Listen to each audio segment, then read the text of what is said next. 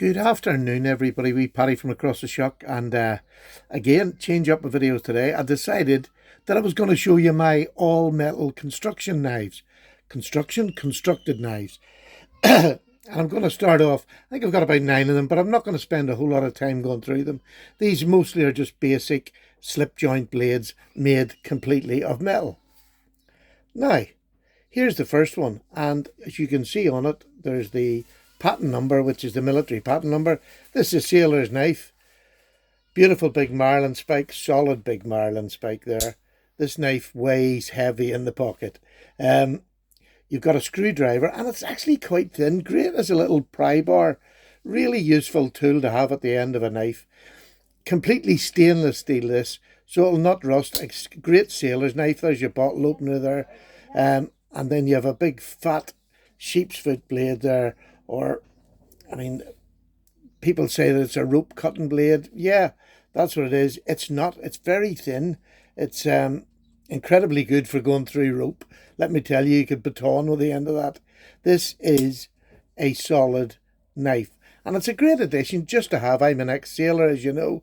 So it's great to have a Navy knife. That's the arrow and the patent number there for the knife. It's made in Sheffield. I'm not even sure what company made this. There was quite a few of the Sheffield makers made it. I believe that's 1993 it was made.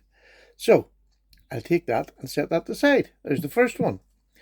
The second one I'm going to show is another Sheffield made knife, and this was a Millennium edition. I believe this was Joseph Rogers. This was a gift, and I'm terrible. I can't even remember who gave it to me. It's not awful, but it was a lovely gift. It's got Millennium 2 and 2000 on the inside there. Lovely little stamp. Just a single bladed knife. Not particularly well lined up, but it's not, it's not rubbing as such. It's a simple little knife with a lamb's foot blade. Isn't that just lovely? Really thin. This will do so many tasks. You could carry this quite happily all day as an EDC knife. It's not a particularly strong back spring in this.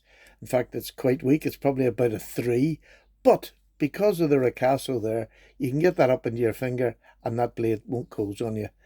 And I keep pointing this out to people because people do get worried. And I'm always worried that, if somebody's coming around, doesn't get a knife because they think it's too dangerous. I mean, that will break at the drop of a hat. But when you're holding that, it won't. It won't break on you at all. So that's a lovely little Millennium knife.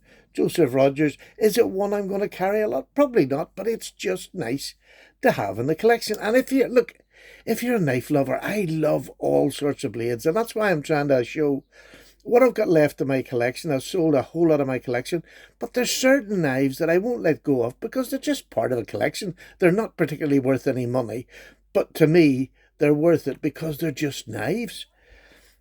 There's another one. Here's another, probably one of the most famous and oldest makes. This is the Higun Ame. This is just a cheap version. There's nothing expensive. It all runs around the pivot. It's tightened just by force. You batter it to keep it tight. It's like a bird eye type there. But a really, really razor sharp little blade. This is a great little blade. And this little bit at the end here, put your finger on that and it's not going to close on you. Is it comfortable for all day hard work? No. It would cut the blibbing living daylights out of it. That's the handle. You have to put it in gently or it'll wrap off the back of it. But what you can do is you can pinch these across so that when it goes in, obviously with the angle of the blade, you can actually catch it on the top and it'll not hit the back spring at the back. So it's just a really old-fashioned knife. Higun Ame is the name of a maker in Japan, I believe, that makes these knives. Well, it's a traditionally made knife. At the side of the road, they just bend a bit of metal over, stick a blue blade, I think they call it blue steel, blade in them, and sell them for pennies. A really lovely addition. There's a video on it, all the proper information. It's that long ago since I've done it. I can't even remember myself. Now, here's a modern version of that Higun Ame. Now, this is a little cracker. Brass, and then you have that same little opening mechanism, the little pad there at the end of the knife. And look at that. How lovely is that? This is a real... Ergonomically, it's probably a little bit better, but It's thin cast metal that's just doubled over. Your brass is just doubled over, but it has a pocket clip. So you could carry this as an EDC very easily, and with your finger there, that blade is never going to close on you. This is not something you're going to go and chop a tree down with. It's just an everyday knife for little tasks. But what a cracking. And they're so thin. Look at that. They really are. They come down to next to nothing. Little razor blades to have in your pocket. Or, if you're making up, like a lot of us usually use leather wallets now that we put a knife and a pen and a pry bar in. Great wee knife to slip into one of those. Just take the clip off and slip it in. Lovely little knife to go with your brass. I have a brass pry bar. There's two lovely, about the same size, about 3¾ inches this is. What a lovely little pairing for to put in a slip and carry with you and have a main knife with you. But you can take this out anywhere. You're certainly not going to scare anybody taking this out to cut a bit of string. Beautiful little knife. I really do like this. It came in battle box, and I can't remember who the designer was. It was somebody quite famous who designed this for battle box. Lovely, lovely. I'll just get that. There we go.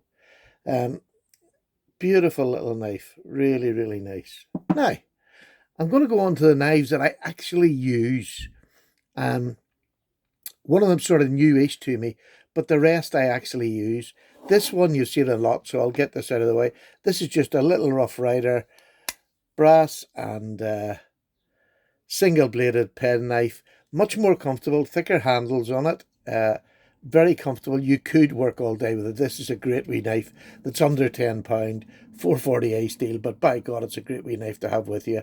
It's embossed there with a horse riders, and there we are, the cowboy on his horse. So really lovely knife for under £10. The amount of work that goes into making this is just phenomenal. But again, made in China, knocked out for nothing, next to nothing. But a great little EDC knife. The same thing with a pry bar. Stick that in a wee slip and you don't have a big fat slip.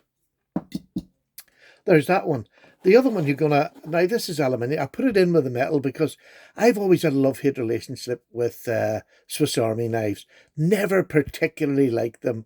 I haven't found, I don't like the bulk of them. I think that's the main point. So I got this solo quite a bit, probably about 6 months ago. And I love it. It is just a super lightweight pen knife. Why I never tried this before, I don't know. This is the Alox model. So comfortable in hand. Great blade, 12C27. Absolutely stunning. This is a good pocket knife, EDC pocket knife. Whatever you want to use it for, it weighs nothing. If you're in a pair of tracky bottoms, throw that in there. Absolutely stunning. Really is genuinely an excellent knife, full stop, never mind anything else. This is a great knife. Thin behind the edge. Look at that. It's a sturdy enough blade, but they take it down nice and thin behind the edge. And the Sandvik steel is a great steel. It just does for a pocket pen knife. The next one, again, I didn't get too long ago, and this is my desk knife. Them two you will see if I lift this camera up. They're always at the top of my desk. This is another one in Sandvik 12C27. This is the Chinese version. Boker do them. They make them for Boker. This is just the San Remo version. They call theirs partner. But it's exactly the same knife because they make them for Boker. You've got the big pen. Look at that for a lovely pen knife. That is just a beautiful. That's an even nicer blade than what's on the Alox, in my opinion. It's just a bit fatter, really slicey. If you're eating your lunch or anything, what a great knife to have with you. But it's also a great office knife. You know what I mean? It's non-threatening. It's an office knife. And the reason that makes it an office knife is on the other end, you have a super pair of scissors. What a great pair of scissors. Much better than your little typical small Swiss Army knife that we all have on our keychains, and I have. And it does come in handy. But this is a really good substantial, if you're an office worker. I got this from AliExpress. It was for buttons £20 or something. Really worth every penny of it. So well made. Absolutely. Look at the brass rivets in there. It really is done well. Beautiful little knife. That's a San Remo. I got it from AliExpress, but you can buy the Boker version. You just pay a little bit more for it. Now, last but not least is 2 for 1. It's 2 knives that are just, look at that. This is the Spyderco Kiwi and the Bug, the smallest knife I own and probably will ever own. It was a lovely gift. I just love this tiny little knife. And this little tiny knife is razor sharp.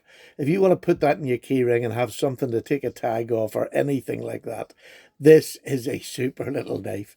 I mean, it's so small. There's my thumbnail and there's the knife. Look how small that is. But it's as well made as this Kiwi. So the Spyderco Bug and the Kiwi. This is probably one of the most ergonomic little small pen knives you will ever get. This has been carried. It's been used. It is a beautiful little knife. You can put a little key on there or a fob and put it on your keyring if you wanted. I don't, but it'll just go in my pocket. Slip joint like the rest. Look at that blade.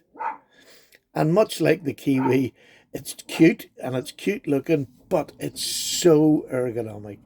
Look at that. You get them 2 finger holes and then a blade which is, the cutting length of the blade is about 2 inches.